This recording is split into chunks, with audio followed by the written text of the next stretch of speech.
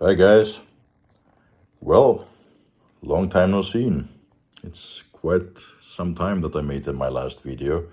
In reality, almost more than 3 months, I think. Yeah, many things happened since the before Christmas 24. I wrote a few things to give you more information why I didn't make any videos till now.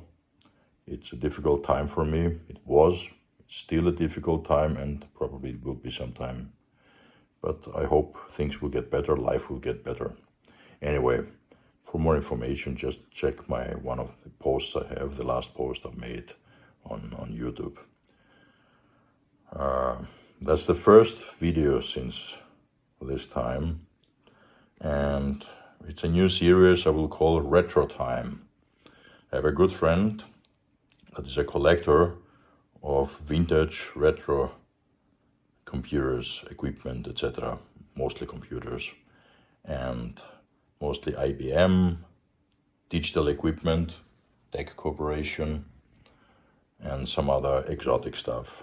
And he brings me in a regular basis things that have died. You know, these things are from the 80's, and many things can die. And it's normal, yeah. They have capacitors from the 80's. Oh my God, even reefers, many reefers. But anyway, today he brought me this monitor from long gone times. You know, it's from an era where we had XT computers, 8086, with CGA monitors and Hercules monitors on this stuff. Well, this is from that era, from very early 80's. It is a green monitor, and this thing is called VR201, and it is it's just a monitor. It uses composite signal. Input is a composite signal and is connected to a terminal, at least what he is doing. It's called VT240. Let me show you how this looks. This video is the start of a new series called Retro Time or Retro Times. I don't know exactly how we'll name it.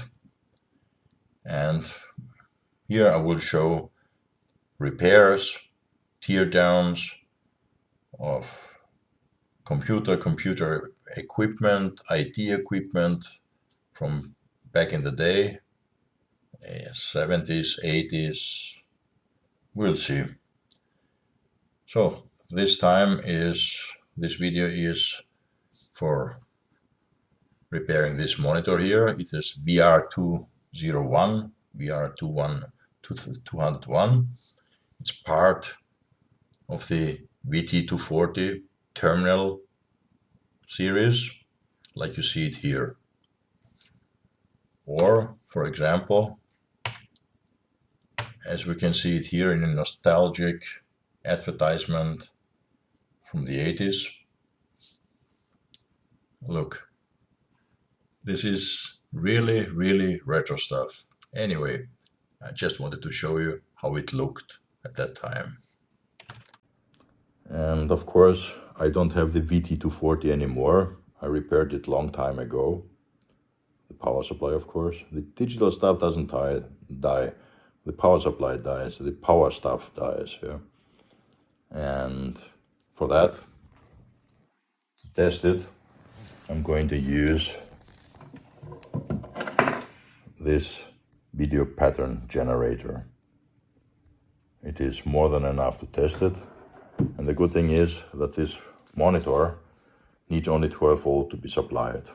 So I just made an adapter that supplies the composite signal on this 15-pin D-sub, and from my power supply here, the 12 volts. You can use a wall-wart power supply with at least 2 amps to power it, but I have it here, so I will use it. So let me show you how this thing gets connected. This is the back of the monitor. There's the female, male. So let's connect it. Everything is moving. One-handed connecting this thing behind of the camera. I didn't manage it yet. So let's turn it on. So let's turn this thing on to see how it works. I've already set it 12 volts, 2.5 amps. Oh my God, it's scanning. This thing is turned on. And let's give it power. It draws 1.7 amps. Of course, that's the heating of the cathode ray tube. And here you see already, let's make something more beautiful, this one. Yeah. Let's use a little bit more signal. Okay, this is how I'm going to test this thing.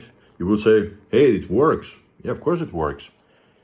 The reason he brought it to me is that it has a typical problem from old CRTs, monitors and TVs from a certain era. The thing is that many of those had a problem that if you turn it off, and the CRT is a capacitor, more or less, or acts as a capacitor, high voltage capacitor, the CRT is still charged, and if you let it run for 1 or 2 hours, the cathode of the CRT is still so hot that even if you turn it off, the power off completely, it emits electrons. And the first grid is the grid that is used for the brightness. The problem is that turning off the power, there is no deflection anymore, X and Y deflection. The cathode is completely hot, emitting a lot of electrons still.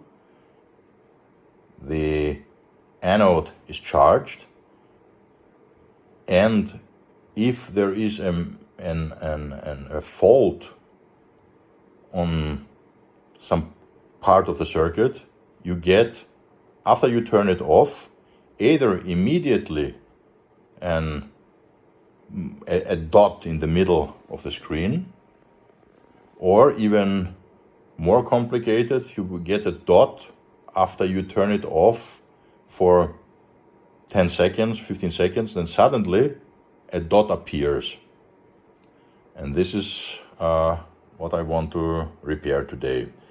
For now, if I turn it off, I have to, it's not, so nothing will happen. There is no dot, because the cathode is not hot enough. So I will let it run for some time, and we will see what happens if I can recreate the fault. So it's now 1.5 hours I have it running. Let's turn it off to see if we get the point.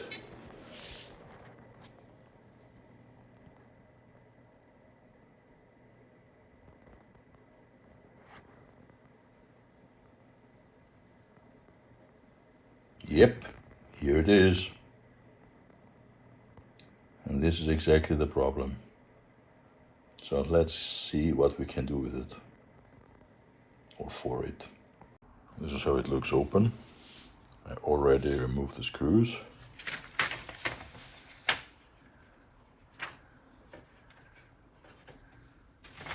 Here I have some further fasteners to remove. Let's do that. Okay, let's go through the circuit blocks a little bit. On the left, on the right side here, we have the vertical controller. The vertical part, TDA1170S.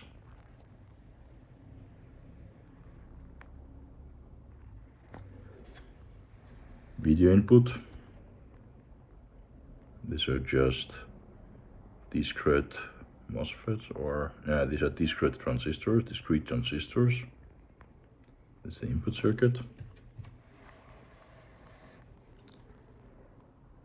And then we have the horizontal part. Flyback transformer, damper, diodes, focus, etc. And down there we have the horizontal controller chip.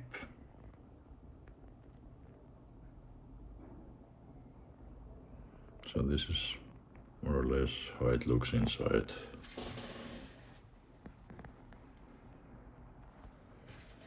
And on the back.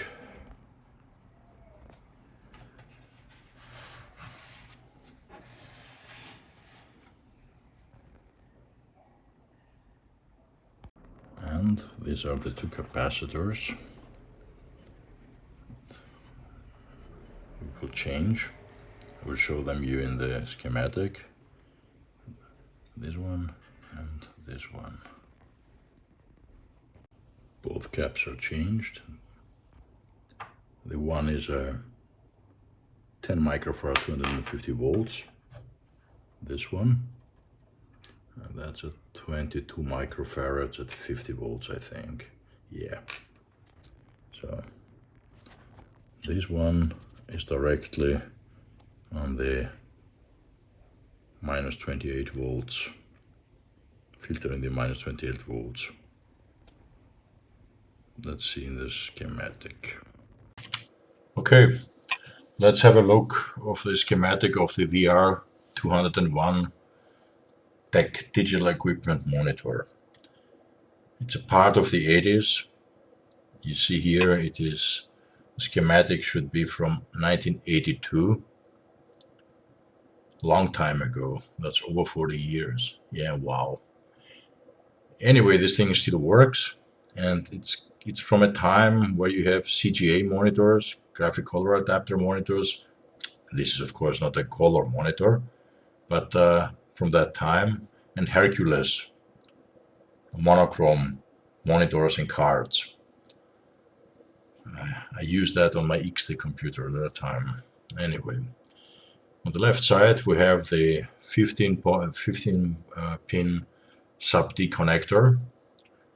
It is used only for the monitor itself, only for the plus 12 volts, the ground, and the composite video. That's it. Everything else, the keyboard itself, has nothing to do with the monitor here. We have a voltage regulator, a discrete voltage regulator that makes from the 12 volt, 9 and 10 volts. We have the amplification circuit for contrast and video drive here that goes directly to the cathode of the tube. The power circuit itself are these on the bottom here. We have with E2 an horizontal control chip, quite an old one of course. The switching transistor, it's a high voltage transistor. The flyback transformer that generates some additional voltages needed. For example, here it says 25 volt. I don't know who wrote it, but in reality it's for 40 volts. That is used, as you can see here, as you continue, goes to the brightness circuit. Then on the bottom you have the DDA1170S. That's a classic vertical deflection IC that controls the both chocks for horizontal and vertical.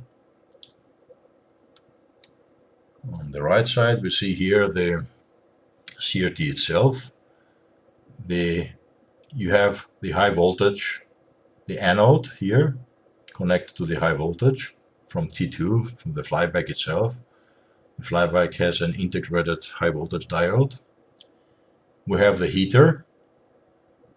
This of course is a 12 volt heater directly derived from the 12 volt from the sub-D connector. The heater draws the most of the current, of course, yeah. Then we have the cathode itself. The cathode gets heated from the heater, and when it glows red or reaches a specific temperature, it starts emitting electrons. These electrons, the electron beam is deflected using the two yokes, the yoke itself, with the horizontal and vertical deflection coils. Further, you have the most interesting and most critical part of the CRT is the first grid, or G1, that is used for the brightness. This controls how much electrons that are generated from the cathode will reach the front of the screen. This is what you see. And when this monitor came to me, it had a lot of problems. It wouldn't start up, it had a hiccup, etc. Anyway, I made a partial recap, the power caps. And the power caps are these ones. This 1000, wait, where are they? There are two 1000 microfarads, this one and this one, and two further ones down there. These are changed and have to be changed after all these years, 40 years. And then suddenly I had the monitor coming up again.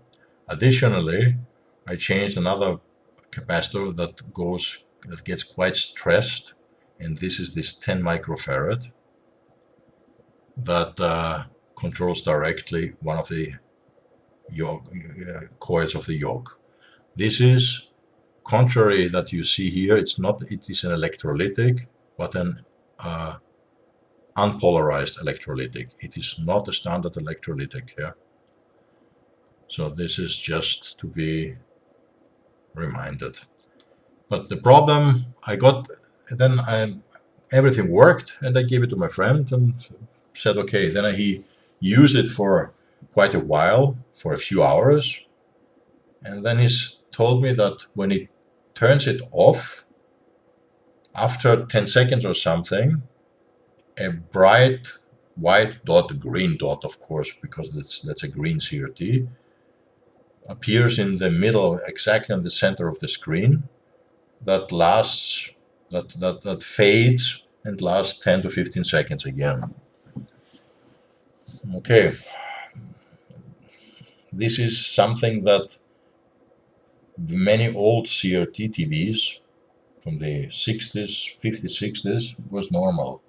After that, they introduced these dot canceling circuits that made sure that either they discharged the capacitor itself. For me, this CRT is a high voltage capacitor because it keeps the charge long time. First of all, it can give you a nasty shock that hurts. It will not kill you, but it hurts. And the second thing is, as long as the cathode is hot after it's been used for, I don't know, quite a couple of hours, this thing, even if it is not heated anymore through the heating elements, it emits electrons. And these electrons, because the CRT is still charged and has high voltage, reach the phosphor part, the front of the CRT. And this gives you this, and you have just a stream, a direct stream here, because you do not have any deflection. All this secret is done, is dead if you turn it off. Yeah. So you have a dot that can burn a hole in the phosphor part of the CRT. For that, with this design here, what we have, the grid 1 has to be long enough negative in perception to the cathode, so that it can repel the electrons that are still emitted as long as it is hot, till it cools down and it is not emitting any electrons anymore. So normally, and as you can see here, we can go down, it goes here, grid 1, and we go directly here to the brightness. On the left side, we have a positive 40 volt supply, and on the right side, here with this doubler, we've generated, it's minus 140 volts, I think. Anyway, here with the brightness potentiometer, you can adjust between 0 and something 74 or 50 volts or something. Now we saw before, I have it at minus 23 volts and is bright enough.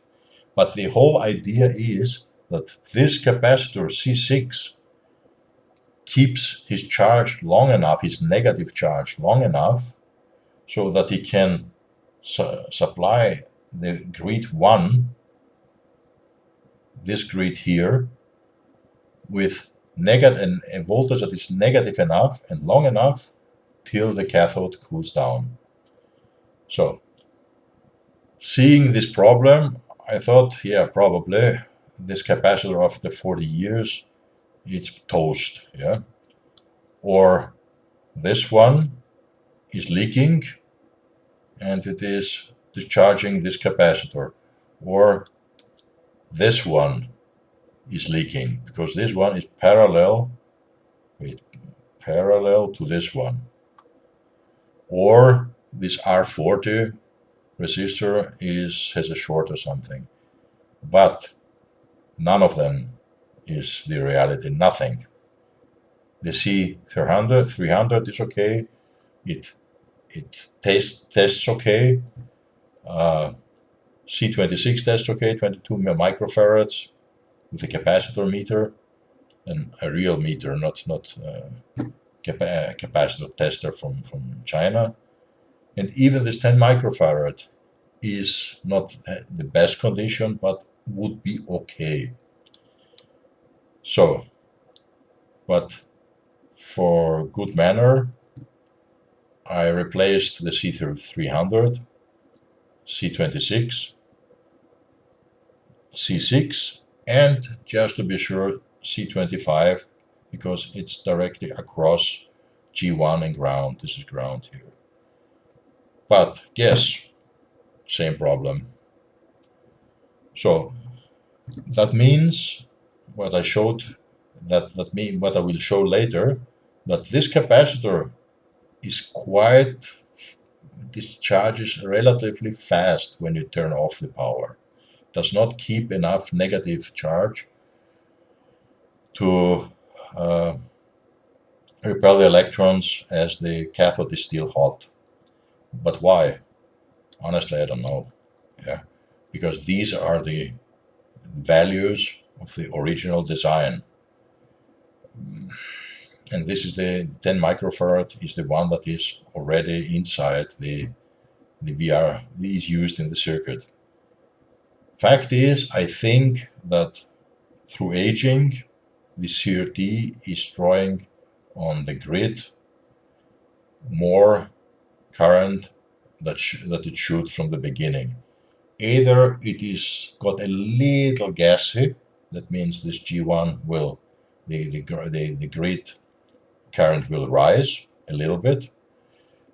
I cannot imagine anything else. Fact is, I have no other possibility to solve these problems by changing this capacitor and using a larger one.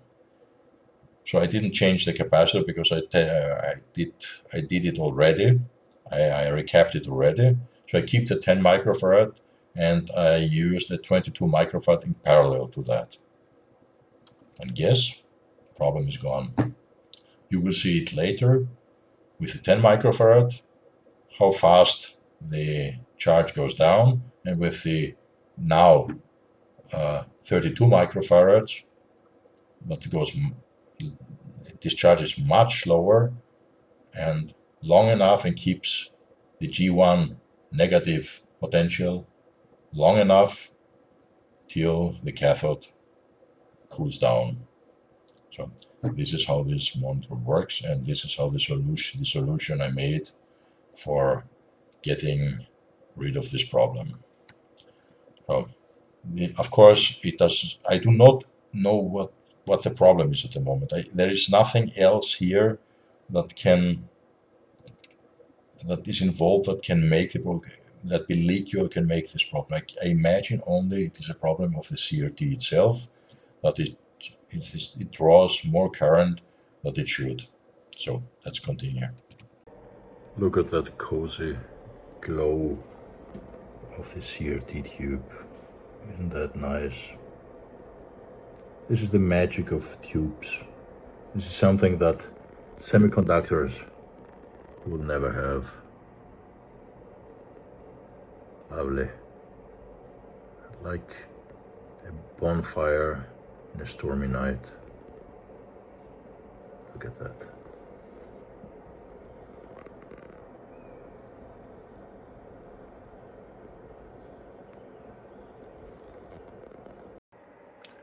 So these are the negative 23 volts from the grid that are supplying the grid for the CRT tube, and the grid or gate 1 is for the brightness, controls the brightness.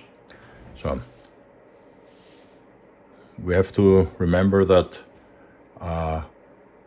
the grid is negative charged and the cathode is positive charged. The thing is that the dot the reason why this dot appears after a while is because by turning off the power, you lose X and Y deflections. So you have just the beam. As I said before, the CRT is like a capacitor and is charged, high voltage charged. The cathode is very hot and still emitting electrons. And if the grid is not negative enough to suppress them, you will see the dot, because it's straight through the beam from the cathode to the anode, directly to the front of the CRT. So now we have 23 volts. When we cut it off at the moment, when the power off, let's see if the dot will come. It goes up, up, up. We have the dot. And this is because the grid is not long enough negative. This should not happen because the whole circuit is designed like that, yeah. But seems that the CRT itself, with time, have changed characteristics, and somehow it draws more current from the negative part. You see here we are at minus 4 volts. So even with the original capacitor of the 10 microfarads, 250 volts, it is not enough, the time, to keep the negative charge high enough to keep the grid negative enough, as long as the cathode is still so hot and emits electrons. So the only solution I can see at the moment is to increase the capacity, and I will double it. Let's see what happens. So now I added a 22 microfarad in parallel with the already installed 10 microfarad brightness negative voltage capacitor. And let's see if we still get a dot when I turn it off. By the way, guys, if you like my videos, I know it's a long time that I didn't say that. If you like my videos, if you like the content, if you like my themes, please give me a thumbs up, give me a comment, and please, if possible, subscribe. 75% of my viewers are non-subscribers. Guys, you will help me a lot if you give me a thumbs up, subscribe to my videos, and press the notification button. So now the whole thing is running 2.5 hours. That means that the cathode of the CRT is scorching hot. Let's turn it off and see what we will get. Ah, so nice. You see? Ah, sorry. The negative voltage is declining much slower than it was before. That means that the cathode should have enough time to cool enough so it doesn't emit any electrons anymore. And it seems we do not have any point anymore. The point is Gonski. Let's wait a few seconds. But seems that was it.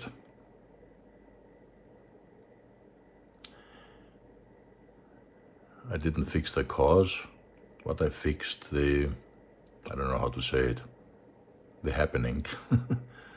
Normally, this should not happen because the circuit is okay.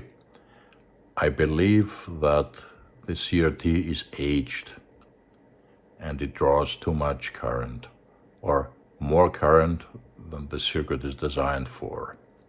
And this is why this happens. We are already at almost 0. No point. Looks good. So I think this video is got long enough. Let us finish with the beautiful glow of the heater of the CRT. Guys, isn't that beautiful? Nothing beats a nice glowing tube. This is something that semiconductors will never have. This very, very nice, cozy glowing. Guys, thank you for watching. Please give me a thumbs up, subscribe to my channel. Stay safe and see you next time. Cheers, bye.